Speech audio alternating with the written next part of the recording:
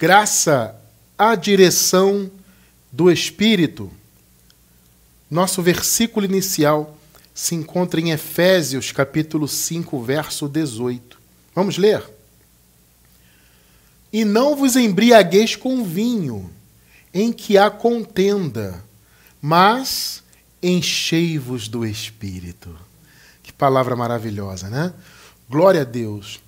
Igreja preciosa do Senhor Jesus, povo abençoado, santos, amados de Deus, mais que vencedores em Cristo, selados com o Santo Espírito da promessa. Meus amados irmãos, uma das coisas mais maravilhosas que o Evangelho da Graça nos proporciona é sermos direcionados pelo Espírito Santo de Deus. Este é o chamado, na verdade, para todos os filhos do Senhor. O nosso chamado, segundo a revelação do Evangelho, é que sejamos totalmente guiados pelo Espírito Santo. E no estudo de hoje você vai entender o que isso significa e você vai entender que esse chamado ele é fundamental para que nós tenhamos uma verdadeira relação com Deus, para que sejamos filhos / servos, né? É aquilo que eu sempre digo, nós somos filhos, obviamente, né? E por chamado somos servos, ou seja, somos filhos que servimos. Não servimos a lei, servimos a Deus, né? Antes da cruz, eles eram escravos da lei. Agora nós estamos em graça, né? Então nós somos servos do Senhor, não da lei. Portanto, nós somos guiados pelo Espírito. Só que antes de conhecer a palavra da graça, nós não tínhamos esse entendimento. E nós éramos guiados, então, por convenções, por religiões, por homens, né? Por pensamentos humanos. Então você estava atrelado a um sistema denominacional, né? Pertencia a uma igreja, entre aspas, né? E aquela igreja está atrelada a uma convenção, né? Na maioria das vezes, né, que está atrelada a uma tradição de homens, etc. E nós vivíamos, então, dentro dessas tradições, sendo guiadas por elas. Mas, claramente, a visão de Deus para os filhos dele não é que nós, filhos de Deus, vamos viver nessas tradições humanas, nessas imposições, nessas proibições. Esse não é o chamado de Deus para nós. Não é isso que Deus quer dos filhos dele.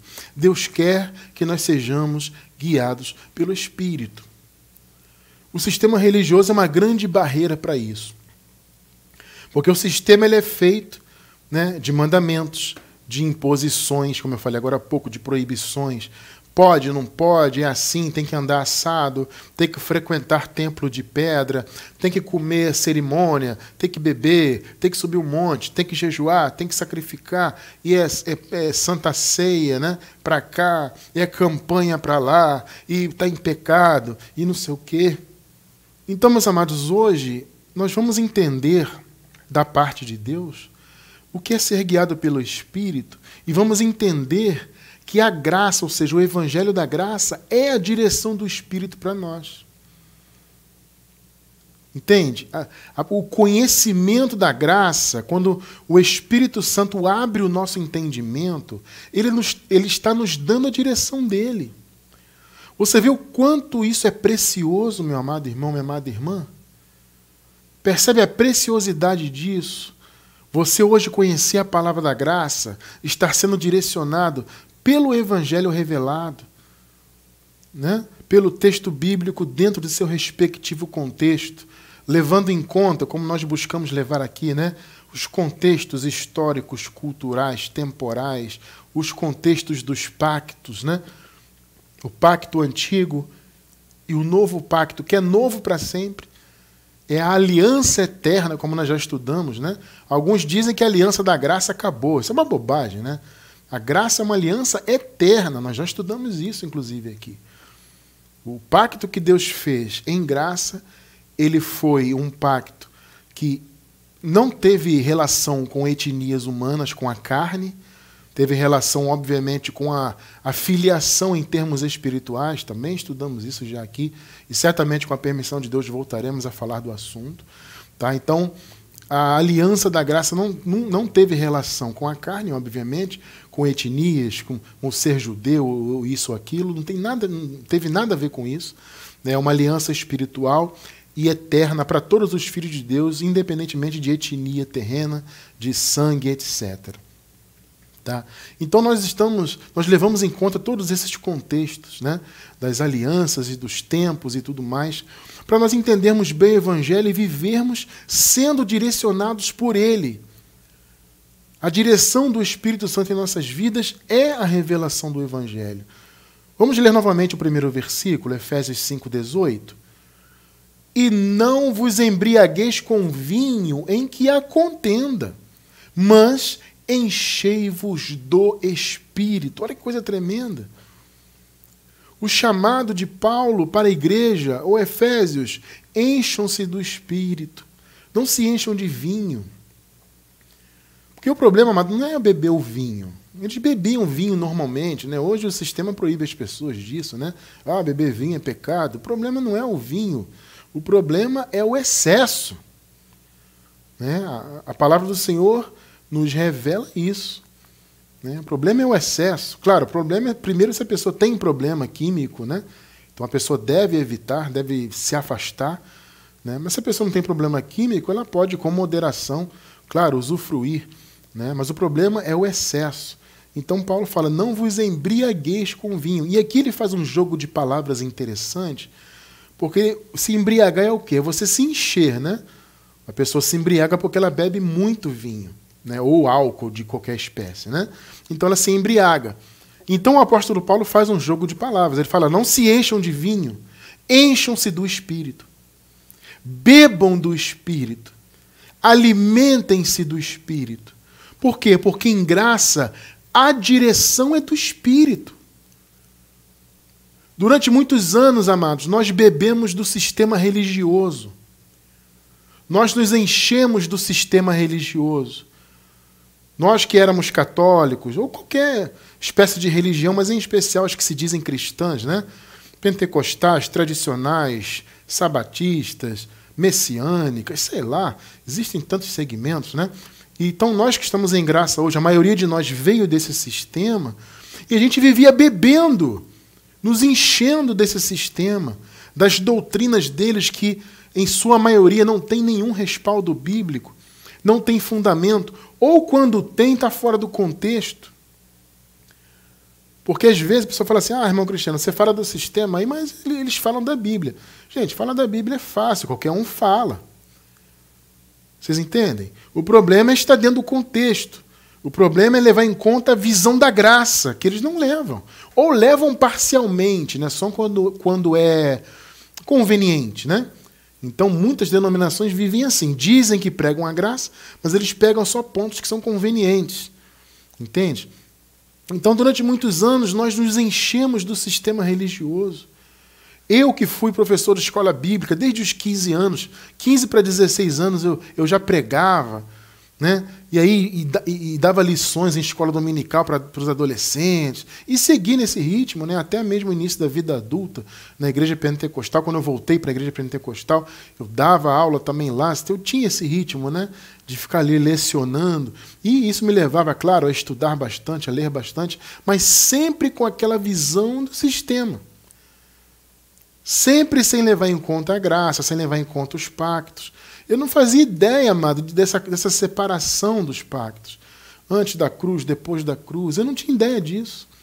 Sabe, a minha vida, falando assim da minha experiência, né, em particular, era uma vida mesmo de mistureba, de conceitos. Né? Então eu vivia sempre bebendo da fonte do sistema. Eu me embriagava dos enganos do sistema.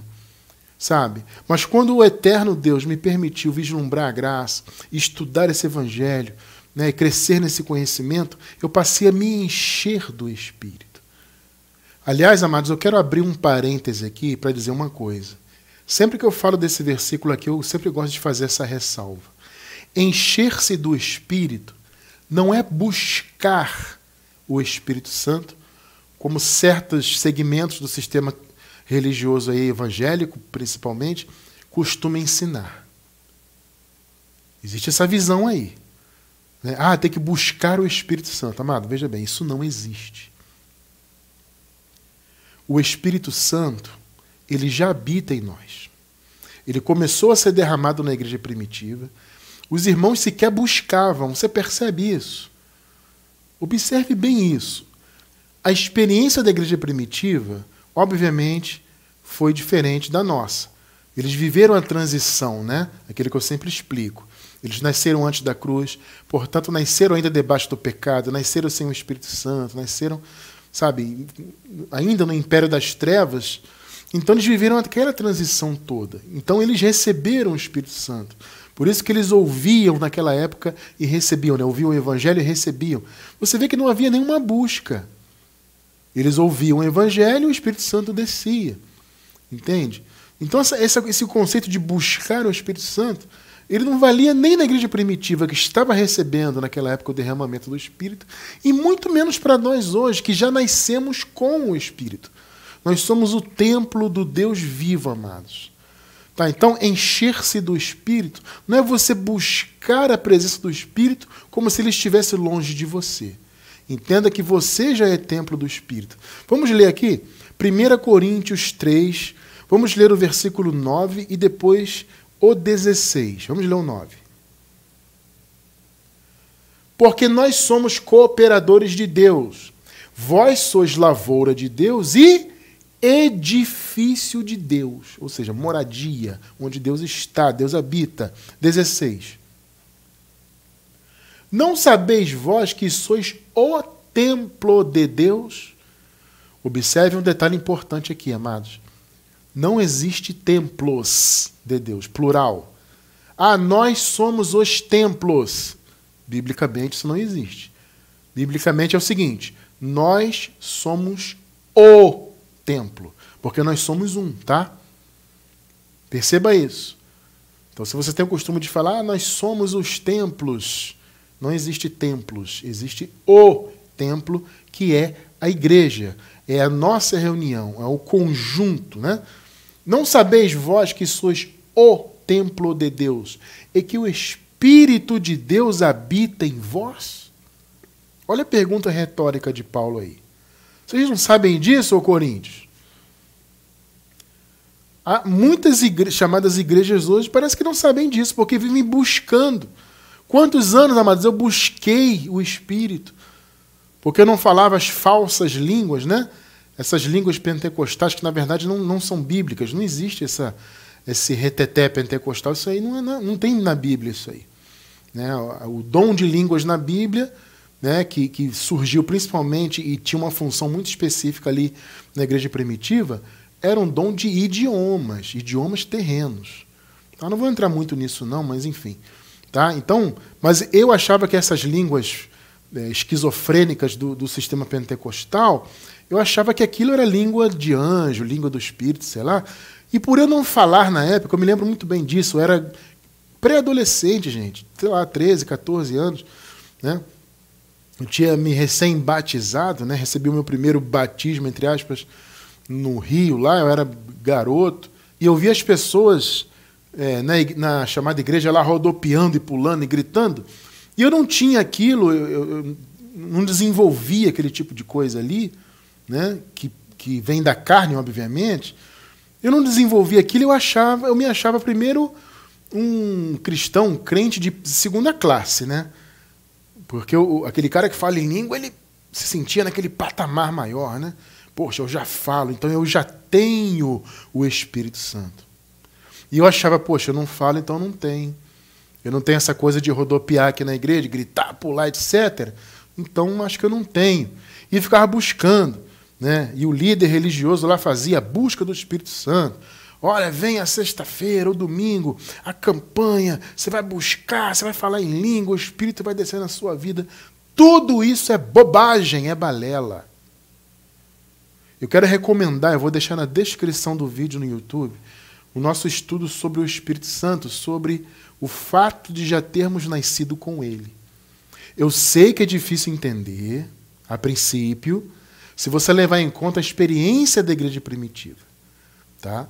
Mas se você aprender a separar as experiências, a contextualizar, né? Entender o texto bíblico dentro dos seus tempos corretos, etc., você vai entender que você já nasceu com o Espírito. Porque você já nasceu com toda a obra consumada. Diferentemente da igreja primitiva, tá? Eu não vou entrar muito nisso porque eu vou deixar o link na descrição, quem quiser se aprofundar um pouco mais neste assunto. Tá? Então, encher-se do Espírito não é você não ter o Espírito e buscá-lo, fazer uma campanha, fazer isso e aquilo. Esquece isso, tá bom?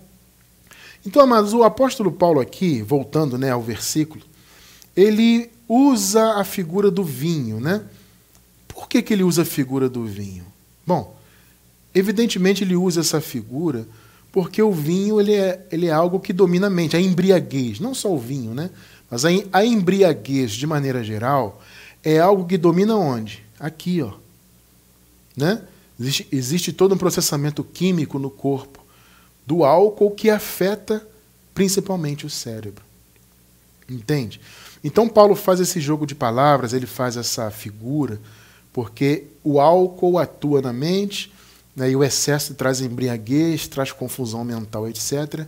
Então ele fala, por outro lado, encham-se do Espírito, ou seja, enche o quê? A sua mente. Vocês perceberam o jogo aí de palavras? Gente, o vinho enche a mente de vocês de embriaguez. Então, não encham-se de vinho, encham-se do Espírito. Embriaguem-se do Espírito. Ou seja, em outras palavras, encham a mente de vocês do Espírito. Percebe? Esse é o chamado nosso. Mas, irmão Cristiano, o que significa isso? Calma que a gente vai chegar lá. A gente vai chegar lá. Porque, amados, veja bem. Há dois tipos de influência. Como vocês sabem, nós já ensinamos aqui, defendemos essa ideia fortemente.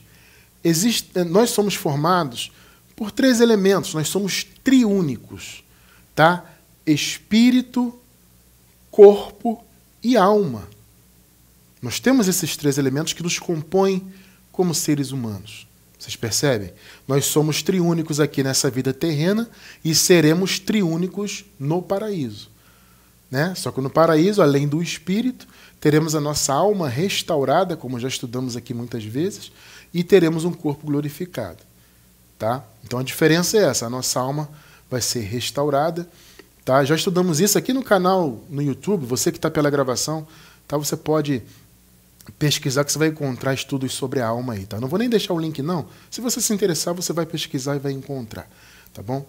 Porque o assunto está um pouco distante, né, do tema de hoje. Mas se você quiser se aprofundar, você vai encontrar no nosso canal temas sobre isso. Então nós somos triúnicos, tá? Corpo, alma e espírito.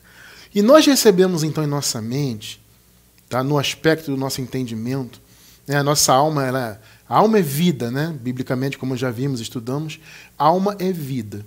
E um dos aspectos da alma é o entendimento. Nesse entendimento, nessa área da nossa alma, nós recebemos dois tipos de influência. A alma está no meio. E nós recebemos dois tipos de influência. A influência da carne e do espírito. A natureza humana, enquanto estamos nessa vida aqui, claro, temos essa carne, temos a natureza humana, obviamente ela vai influenciar a nossa mente no aspecto, né, do seu entendimento, né, e o espírito também. Então é importante a gente ter sempre em mente que a direção tem que ser do espírito. E veja, nós somos adultos espirituais, nós conhecemos a palavra da graça. Isso nos leva a termos a capacidade de discernir o que é bom, o que é ruim, o bem e o mal, amados. Não está escrito lá em Hebreus, no capítulo 5, né? Está escrito lá que nós temos as nossas faculdades exercitadas para discernirmos tanto o bem quanto o mal.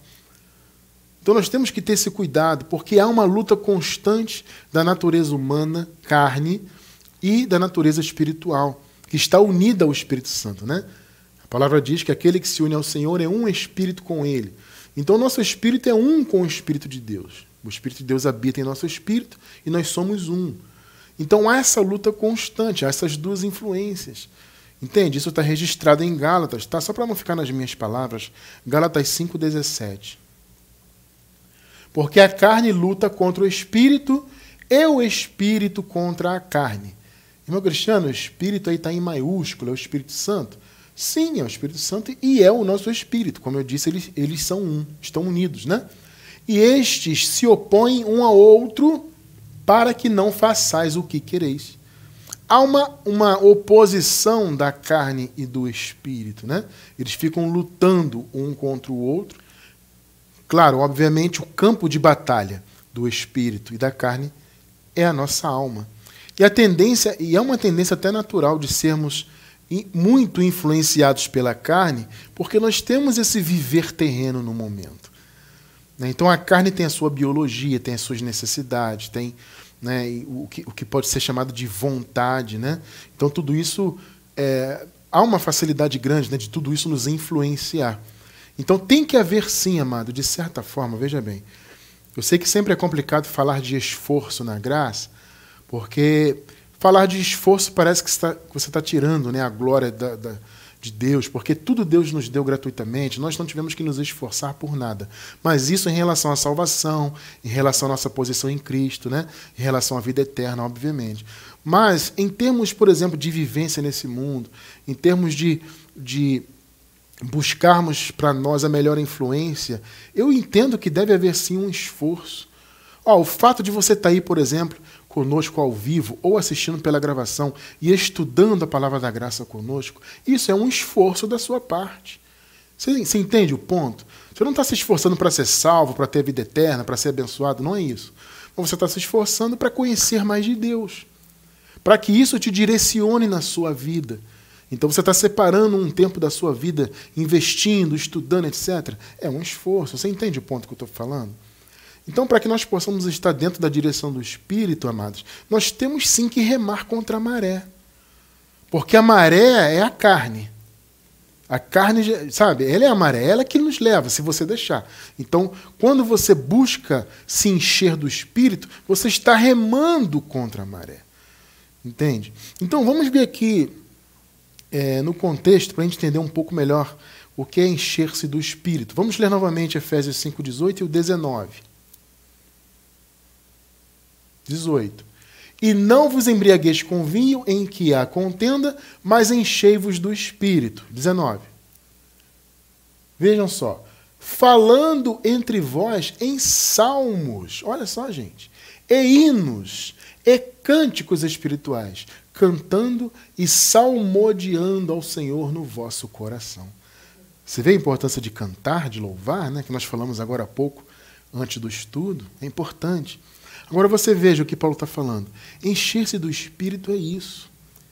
É você encher-se de canções espirituais, de louvor a Deus, de uma vida dedicada a Deus, né? Encher a sua mente de salmos, por exemplo. Irmão Cristiano, salmos em Antigo Testamento. Sim, gente, mas tem muita coisa da graça ali, sabe? Tem muita revelação. Você com olhos iluminados, você consegue perceber, né, muita coisa boa ali que você pode reter. Né? A própria palavra ensina, o apóstolo Paulo fala, examinem todas as coisas, retenham o que é bom, sabe? Então, vocês percebem o que é encher-se do Espírito? Não é você, como eu falei agora há pouco, né? Não é você não ter o Espírito e buscá-lo em algum lugar, numa campanha para você se encher dele. Não, é você se encher das coisas de Deus, se encher de louvor a Deus, se encher da palavra de Deus, do conhecimento de Deus. Isso é você se encher do Espírito, você percebe o ponto? Isso é muito importante, meu irmão, minha irmã, para você ter na sua vida a direção do Espírito. Porque, como eu falei no início, este é o chamado para todos os filhos de Deus. Serem direcionados pelo Espírito. Durante muitos anos, eu vou repetir, nós fomos direcionados pelo sistema religioso, pela placa denominacional, por frequentar templos de pedra, por cumprirmos ordenanças, mandamentos, vivermos em proibições, vivermos em imposições. Durante muitos anos nós vivemos nisto. Isto é a direção humana, a direção religiosa. O Espírito Santo tem uma outra proposta. Você ser guiado pela palavra, pela revelação, pelo Evangelho iluminando a sua mente e te guiando. E você não precisa de mandamentos para isso. Esse é um ponto fundamental. Sabe, você não precisa seguir uma linha. Aqui tem uma regra, aqui não. Não tem regra a não ser a direção do Espírito. A direção do Espírito é a regra. Não são mandamentos criados por homens, uma lista de proibições, de imposições. Não existe isso. Então, quanto mais cheio do Espírito, ou seja, quanto mais envolvido com as coisas de Deus, com a palavra, etc., você estiver, mais direcionado pelo Espírito você vai ser. Entende? Encha a sua mente da palavra, que Paulo falou, ele fez esse jogo de palavras. Não encha a mente de álcool, encha do Espírito. Embriague-se com o Espírito. Encha o seu entendimento do Espírito. Veja o que Paulo fala aqui a Timóteo, por exemplo. 2 Timóteo 2, versículos 1 e 2. Portanto, você, meu filho, fortifique-se na graça. Olha o que Paulo está falando. Irmão Cristiano, o que é se fortificar na graça? Na prática, o que isto significa? Amado, significa você conhecer e viver a graça. Não tem outro caminho. Como é que você vai ser forte na graça se você não conhece a graça? Você percebe o ponto? Então a questão aqui de Paulo é o conhecimento. Timóteo, fortifique-se na graça. Ou seja, conheça cada vez mais a graça. Viva cada vez mais essa palavra. Portanto, você, meu filho, fortifique-se na graça que é em Cristo Jesus. E as coisas que me ouviu dizer, aqui Paulo está falando, claro, de doutrina, na presença de muitas testemunhas, confie a homens fiéis que sejam também capazes de ensinar a outros. Percebeu que Paulo está falando de doutrina aqui, de ensinamento, etc.? Olha, Timóteo, o que você ouviu de mim, a doutrina que você ouviu, a revelação que você recebeu pelos meus lábios, fortifique-se nela e transmita para homens preparados. Não é qualquer um, não. Homens preparados, homens fiéis, para que esses homens também sejam usados por Deus para que essa palavra chegue a outras pessoas, ou seja, né, que eles possam ser capazes também de ensinar aos outros. Perceberam um ponto? Encher-se do Espírito é você se encher da palavra da graça. É você se encher do verdadeiro Evangelho. Fortificar-se na graça é isso. É você se atentar para a doutrina e viver essa doutrina. É buscar força, entendimento, revelação, direção, sempre nesta doutrina da graça. Amados, veja, isso é ser guiado pelo Espírito.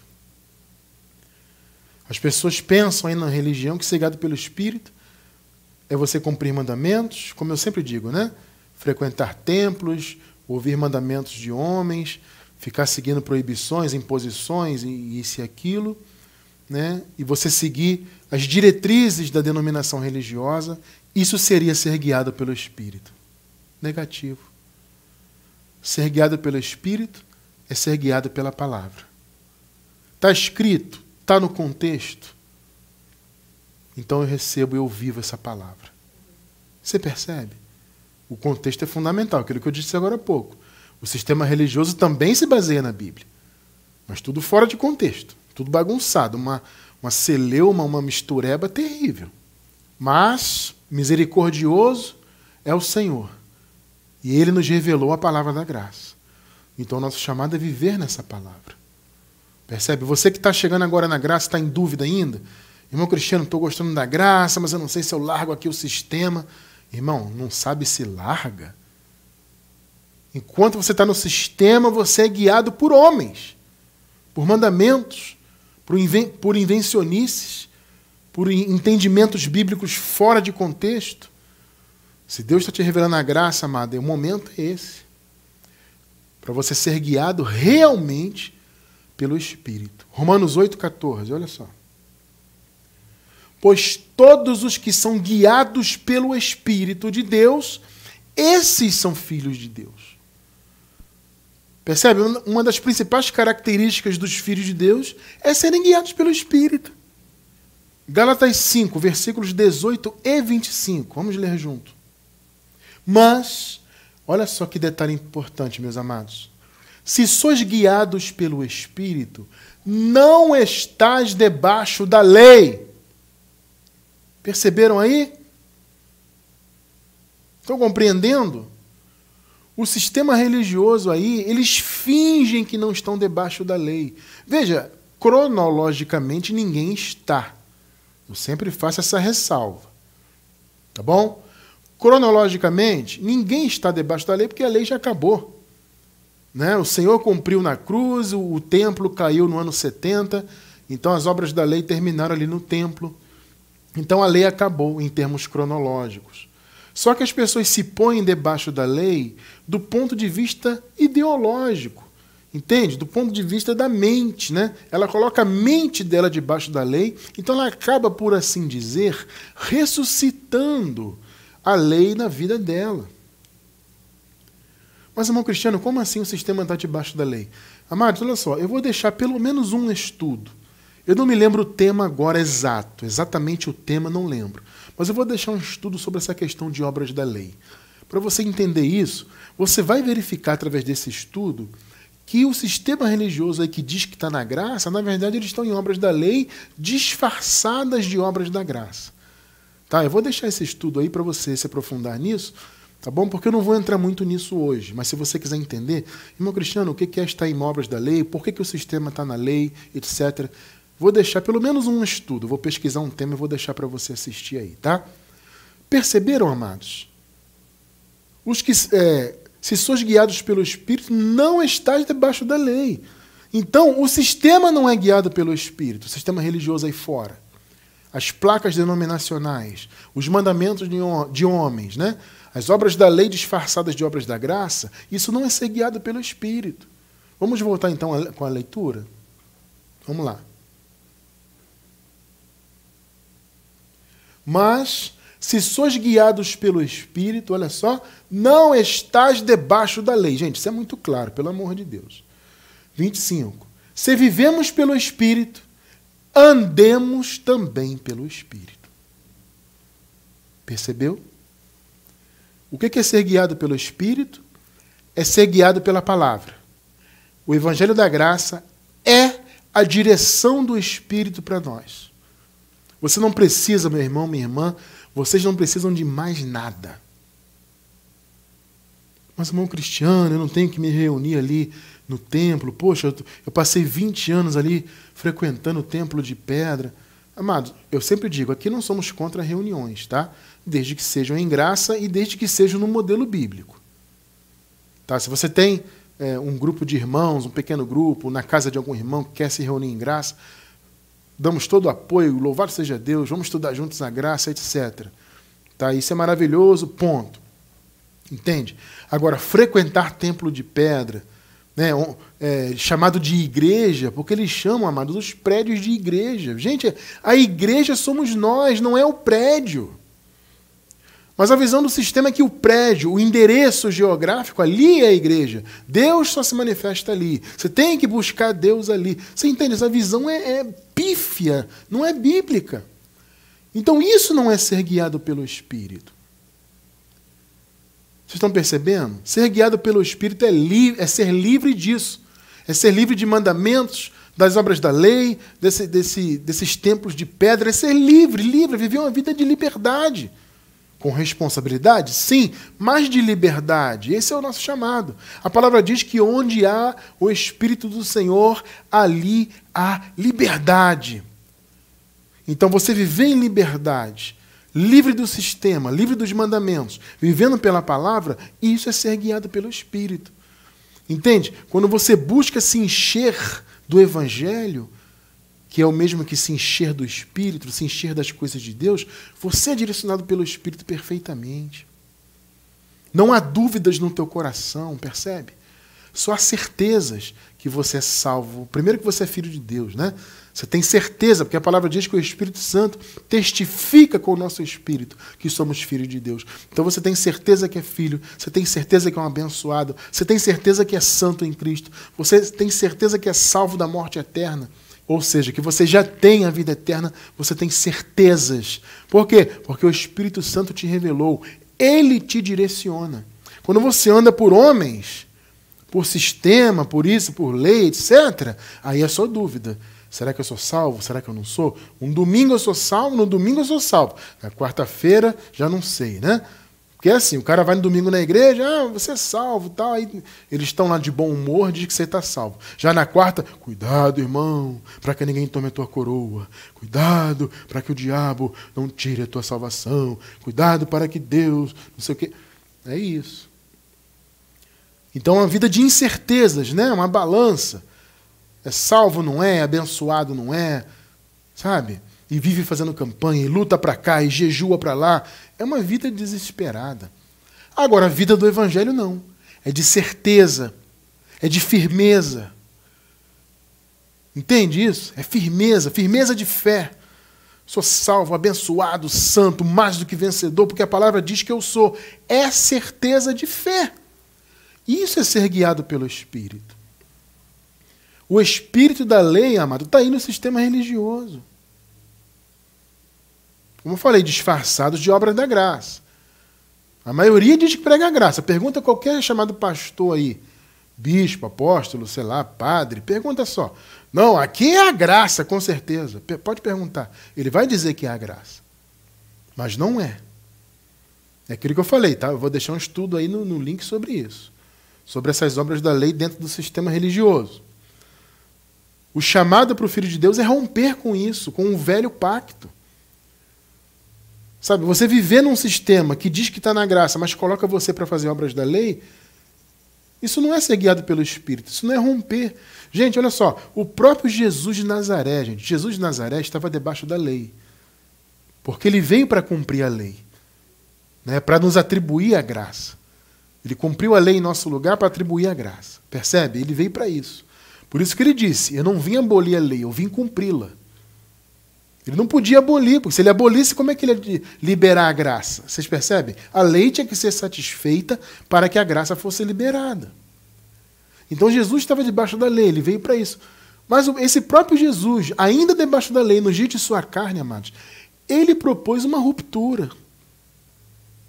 Tem um exemplo interessante aqui, livro histórico de Mateus, capítulo 9, versículo 17.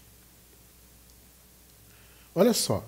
Nem se deita vinho novo em odres velhos. Do contrário, se rebentam. Derrama-se o vinho e os odres se perdem, mas deita-se o vinho novo em odres novos, e assim ambos se conservam. Vinho novo em odre novo. Percebe? Odre é aqueles recipientes, né, que eram feitos de couro, etc. Quando o recipiente era novo, aliás, quando o recipiente era já usado, né, já velho, se a pessoa colocasse vinho novo, o vinho ainda ia fermentar, né? O vinho seguia fermentando, então ia expandir. Como o tecido, o couro já estava velho, estourava. Essa é a metáfora, entende? Então Jesus falou, não, tem que estar adequado. Tem que ser o vinho novo no odre novo. Porque o odre novo, o couro tá bom ainda, está firme, está novo. Então ele vai suportar a fermentação. O que Jesus propôs? Ele propôs uma ruptura total. Não pode haver mistura. Percebeu? Não pode haver mistura. A mistura não é bem-vinda neste sentido. O que o sistema vive é uma mistura. Os odres deles só vivem arrebentados, porque eles colocam vinho novo em odre velho. Eles querem viver a graça do jeito deles, né? Como eu falei, só o que é conveniente. E quer viver a graça misturando a visão da graça e a vida em graça, né? O novo pacto e eterno, a eterna aliança, misturada com elementos da lei. Isso não existe. Jesus, você acabou de ler, ele propôs uma ruptura plena. Então, uma vez que a lei já acabou, o Senhor já cumpriu, tudo já foi consumado, gente, ruptura plena. Para que você seja guiado 100% pelo Espírito. Hebreus 8,13. É tudo novo. Tudo novo. Dizendo novo pacto. Ou seja, quando este pacto é denominado de novo, ele, o Senhor, tornou antiquado o primeiro. Ultrapassado, vencido, obsoleto. Entende? E o que se torna antiquado e envelhece, perto está de desaparecer. Na verdade, já desapareceu, né? É aquilo que eu sempre digo. Quando aqui nesse texto diz perto está de desaparecer, é porque eles estavam ainda antes da queda do templo. Entende? Obviamente, quando a carta fora escrita, o templo de Jerusalém ainda estava de pé, recebendo todo aquele mover da lei. Entende? Todas as oferendas, os sacrifícios, as lembranças anuais de pecados, os dízimos, etc., tudo aquilo estava se movimentando ali ainda. Jesus já havia cumprido, né, todas as exigências da lei na cruz, mas os judeus seguiram cumprindo as obras da lei no templo. Então, por isso que o texto diz, perto está de desaparecer. Entende? Ou seja, estava muito perto, né? Logo no ano 70, o ano 70 chegaria e aquele templo viria abaixo e a lei, então, teria o seu fim definitivo. Então, chamando de novo pacto, ele tornou antiquado primeiro. Então, você não pode misturar o odre novo, o odre velho com o vinho novo. Não pode. É assim que o sistema aí fora no mundo vive, amados. Isso não é direção do Espírito. Entende? Então, o Evangelho da Graça, ele é a direção do Espírito para nós. A palavra da graça é a direção do Espírito porque ela nos liberta totalmente desse sistema, de todos os mandamentos, proibições, imposições, tudo isso, cerimonialismo. Né? Quantos anos nós vivemos presos em cerimônias? Faz cerimônia para cá e para lá. Amados, estamos livres de tudo isso. Por que estamos livres? Onde há o Espírito do Senhor, onde há a direção do Espírito, aí há liberdade. Por isso somos livres, porque somos guiados pelo Espírito de Deus. Então, amado, você que está em graça, permaneça firme nessa palavra. E essa palavra em especial é para você que está chegando agora, mas para você também, que já está há muito tempo em graça, tenha cuidado com a tua vida. É o que nós falamos recentemente. Tem muitas graças aí. Cuidado. Muitas graças entre aspas. Tem ministério, gente, sei lá. Muita gente dizendo que está pregando graça, inventando um montão de loucura. Coisas extra-bíblicas, interpretações completamente alheias à palavra. E tem gente que está em graça envolvida com isso aí. Amado, fique com a palavra escrita, revelada. Sempre. Essa é a direção do Espírito. Sabe, não caia nessa, dessas falsas graças aí, e muito menos voltar para o sistema você que está novo na graça. Cuidado com isso. Você agora está no Evangelho da Graça, você está na revelação, meu irmão. Você está na verdadeira direção. Então permaneça firme, porque uma das principais características dos verdadeiros filhos de Deus é permanecerem firmes na palavra. Uma vez que a palavra te é revelada, você permanece. O Filho de Deus é assim. Eu encerro com João, capítulo 8, versículos 31 e 32. Nova Versão Internacional. Disse Jesus aos judeus que haviam crido nele. Vejam só. Se vocês permanecerem firmes na minha palavra, verdadeiramente serão meus discípulos. E conhecerão a verdade, e a verdade os libertará. O que liberta, meu irmão, minha irmã, é a verdade. E o verdadeiro filho, tá vendo? Vocês serão verdadeiramente meus discípulos. Ah, Cristiano, mas aqui é Jesus de Nazaré falando com os judeus. Gente, eu sei, o contexto aqui é Jesus, debaixo da lei, com os judeus. Veja, nós entendemos isto. Mas existe uma coisa chamada contextualização. É aquilo que nós sempre dizemos aqui. O que Jesus de Nazaré ensinou, nem tudo é descartado só porque ele estava debaixo da lei. Você tem que aprender a reter o que é bom. Isso que ele falou aqui transcende essa questão de lei. Entende? Vocês estão compreendendo o ponto? Então, contextualizando para o nosso tempo, sabemos que hoje nós estamos submetidos a Jesus Cristo ressuscitado, Deus sobre todos. Jesus ressuscitado, que é Deus sobre todos. Estamos submetidos a Ele. Mas podemos contextualizar isso aqui que ele falou. Se nós permanecermos na palavra, isso é uma... Ele falou, verdadeiramente serão meus discípulos, ou seja, essa é uma das principais características daqueles que seguem a Jesus e que são seus filhos. Porque nós só seguimos a Ele porque somos filhos, né? Quem não é filho não segue. Então somos filhos, discípulos, servos, porque o Senhor nos escolheu para isso. Ele nos elegeu como filho. Então, uma das principais características de nós que somos filhos é permanecermos na palavra, e a verdade nos liberta. Hoje você é liberto do sistema. Por quê? Porque você permanece na graça, na revelação, nessa palavra maravilhosa. E essa verdade te mantém liberto e nos manterá liberto para todo sempre. Vocês percebem? Amados, nós somos filhos de Deus. E como tais, somos guiados pelo Espírito. Não estamos debaixo da lei, não estamos debaixo do sistema religioso. Estamos submetidos à direção do Espírito Santo. E por isso somos livres, livres. Louvado seja Deus por isso. Graças a Deus.